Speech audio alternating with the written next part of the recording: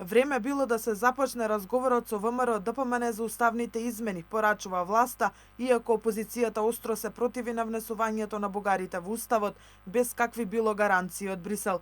Вице-премиерот Бојан Маричик тврди дека на уставните измени треба да гледаме како на потреба ние самите да си го заштитиме и зајакнеме идентитетот наспроти Бугарија. Трагично било да се блокира Македонија заради ова прашање, вели вице-премиерот, а и уверува дека ова е полесниот дел од патот кон Европската Унија, а тешкотиите ќе дошле со отварањето на поглавијата кои немало да бидат поврзани со историја или етничкото потекло.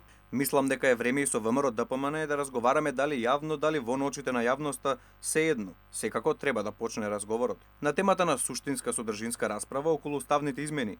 Зошто е проблем да бидат вметнати бугарите во уставот, како тоа нам на македонците ни е проблем? Како тоа може да не загрози? Бидејќи содржински треба да го промениме уставот во преамбулата со додавање на бугарите во оној комитет за односи меѓу заедниците во собранието, каде што ги има сите заедници. Тие се двете места. Уставот каде што се спомнуваат заедниците со име. Наспроти ваквите уверувачки тонови од Маричик, ВМРО ДПМН досега јасно укажува дека нема да гласаат за внесување на бугарите во уставот. Опозицијата е децидна дека нема да има уставни измени во овој парламентарен состав. Во услови кога немате гаранции за вашиот идентитет, јазик, кога имате високи бугарски државни представници, највисоките, да велат дека македонскиот идентитет не постои, дека Македонија не постои како ентитет, дека македонскиот јазик е бугарски, а македонците постојат од 1945-та.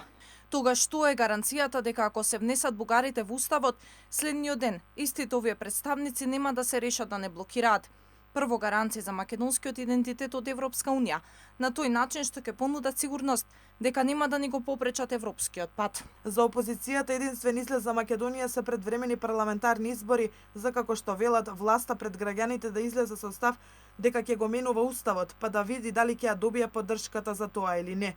Од друга страна, владините представници се децидни дека Македонија ќе гласа за нов парламентарен состав, ама во 2024 година.